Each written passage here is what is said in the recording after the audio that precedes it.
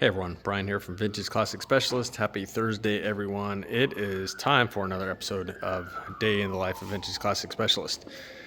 So here we are, a couple days into July already. Hard to believe here. This year is flying by. Already half over. We have finished a lot of cars already this year, and we are not slowing down anytime soon, guys. So why don't we talk about what happened around here today? So I started the day on this guy here. If you follow the channel, you know that put a brand new 1699cc motor in it, converted the car to 12 volts, and rebuilt and regeared his transmission. Those things went in a couple days ago, I guess. Yesterday, I added the full flow oil filter and took care of some other odds and ends. So, and actually started the car. So today was time to take it for a test drive, and didn't quite make it there. So why don't we talk about why that is? First thing I did before trying to take it for a drive is, of course, start the car up, which again, I had started it before, so that's no big deal. Started it, pushed in the clutch, and started trying to put it in gear, and couldn't get it in any gear, actually. It was kind of like it was stuck in neutral. And so shut the car off, and then I was able to get it into gear. So what that tells us is that the clutch was not fully disengaging when you push in the pedal all the way. And that's despite having, maybe a little bit more than usual what I set them at, but I had maybe like 1.5 inches of free play at the top of the clutch. But the funny thing is, when you push the pedal in, if you're used to these cars, you know that you push the pedal in, you have that initial free play, and then it gets stiff. And then kind of at the end, you can feel when it sort of like fully releases the pressure plate, takes, the pressure off the clutch disc. And on this one, it never really got to that point pushing on it. And I thought, well, maybe it just feels a little weird or whatever. But no, it turns out it actually was not fully disengaging the clutch, despite the fact that I had it adjusted, reasonably well. And so spent some time kind of troubleshooting that. My first thought was, oh crap, the clutch cable tube, which is the metal tube that runs, through the chassis, was broken and moving, because that's kind of what happens there. Is you can have the clutch adjusted, about the right amount of free play, but then when you push it, instead of all of that cable travel translating to the arm on the transmission, part of that goes into like flexing that tube in there. So it's welded in about 3 places, up near the front, about in the middle somewhere, and then in the back where it kind of exits near where it exits the chassis. So pulled the shifter out and peered in there with a light and pushed the clutch in. And I mean, I could see it flexing a little bit, but not really that much, guys. Nothing crazy. I mean, if you've seen one of these things move before, they move quite a bit. Like, there's not really any mistaking it. And so wasn't really moving much. And so I took a pry bar and kind of stuck it down there and kind of, pushed on it a little bit with that. And it felt pretty solid, guys. And I also pulled the back seat again and pulled the access cover back there, checked it back there. The weld back there was good. So it seemed like it was not the clutch cable tube. And so actually, before I did some of that, I tried adjusting the clutch, and I took the free play down to more like 1 inch or so. And not surprisingly, that just, it didn't do it. It still was at the point where when you push the clutch all the way in, you could tell it wasn't fully disengaging the clutch. So anyway, and then I checked those things, the tube and so on and so forth. And I kind of started staring at things a little closer, and I noticed a couple things. One is, which I noticed the other day, was that the Bowden tube, so that's the tube where the clutch cable exits the chassis and runs up to the transmission. It's a flexible tube that's supposed to, if you don't know what that is, it's supposed to have a bit of an arch in it. And what that does is it allows the transmission and stuff to sort of move, and it allows it to move without changing the tension on the clutch cable, if that makes sense. And so if you have a car with a poorly adjusted Bowden tube, or just flat out missing a Bowden tube, so when I say poorly adjusted, I mean it doesn't have the proper amount of sag, then what happens is when you start trying to take off from a standstill, like from a stoplight, the whole car will kind of shudder, because you're basically changing the tension on the clutch cable from where it leaves the chassis to where it goes to the arm on the transmission. And so if you have a Bowden tube and it's, has the proper amount of sag, that sag sort of allows everything back here to flex, and it doesn't really change the tension on the actual arm of the clutch. Anyway, you guys probably all knew that. But I did notice when I put this car together that the Bowden tube didn't really have much sag in it at all. And I didn't really think much of it because, again, this was a running, driving car. I drove the car, and I don't remember it having a lot of kind of that stutter, taking off in it. So when I put the transmission and stuff back in, didn't really think much about it. But one thing was that when I adjusted the clutch and I, again, set it down to about that much free play on the pedal side, I was almost out of adjustment on the clutch cable where it goes through the arm there, like almost out of adjustment. And so what I decided to do was to add some shims in there. Basically, you put washers in between the end of the Bowden tube and the sort of collar that it goes through on the transmission, and that increases that amount of bow in there, which effectively like shortens the clutch cable itself. So I did that and have a nice, arch in there now, probably at least an inch, maybe a little bit more.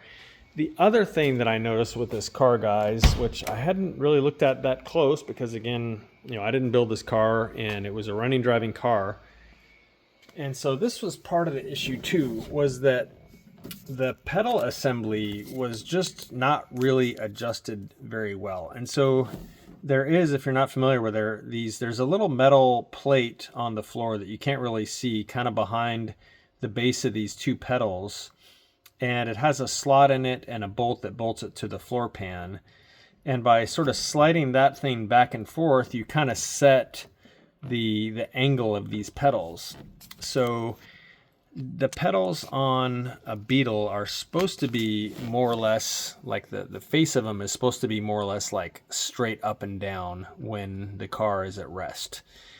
And for whatever reason, the guys that built this car, the shop that did the restoration on it, the pedals were like, I don't know, like back there, guys, like I'd say at least like a good inch versus what I would call a correct adjustment right here. And so that was the other thing, was that because the clutch pedal was starting kind of like here, it would hit the floor before it, traveled far enough to totally disengage the clutch. So added shims to the Bowden tube and then adjusted these pedals, and they're adjusted as a pair. There's one little bracket there that controls these both, and so they end up, being level with each other. So yeah, I moved these pedals out probably like an inch, guys. And then putting the added flex in the Bowden tube essentially gave me more adjustment in the clutch cable. And so that did it, guys. So it feels great now. It's got the proper amount of free play. The clutch cable itself, it's not a lot of adjustment left, but it's probably, I don't know, like half inch or so. Guys, again, I didn't build this car. It might have the wrong clutch cable in it or something, because even though I put all that slack, so to speak, or arch in the Bowden tube, the clutch cable still seems a little long to me, maybe by like half an inch, maybe even more. I don't know. Again, I didn't build the car. But that having been said, it's fine. It's adjusted. There's still adjustment left in there if the clutch cable kind of stretches over time, which they do. then the owner will be able to adjust it, no problem. So yeah, guys, that was pretty much my whole morning, was trying to troubleshoot this thing and figure out why the heck the clutch wasn't fully disengaging when you push the pedal to the floor. So once I finally got that all set up, and I did kind of mess around with the shifter, got it shifting all gears now, a little bit of adjustment there. I may still adjust it a little bit more, but it feels pretty good. Yeah, so I just, by that point, guys, honestly, I was just kind of tired of this car. I was hoping to, you know, pretty much take it for a test drive this morning, and I'm like, really? One more thing? And so, yeah, once I got it, and I, you know, just in the shop, I kind of tested it through all 4 forward gears in reverse, you know, just moving forward or backward like an inch or so to make sure, you know, that it was engaging in all the gears. After that, I was kind of done with it for today. So put it all back together, put the back seat back in, everything, and then I just walked away. It's frustrating working on a car sometimes that's been built by another shop, and then you're just kind of dealing with their things that, in my opinion, they should have known better. That the pedal adjustment was weird. The Bowden tube had no real bow in it, no pun intended. I was like, come on, guys. Anyway, so I will take this thing for a drive tomorrow, and I think it is going to be amazing now. Again, 1699cc motor, re-geared transmission. This thing should be bitching to drive, so I will for sure be doing that tomorrow. Okay, guys, so that was my morning.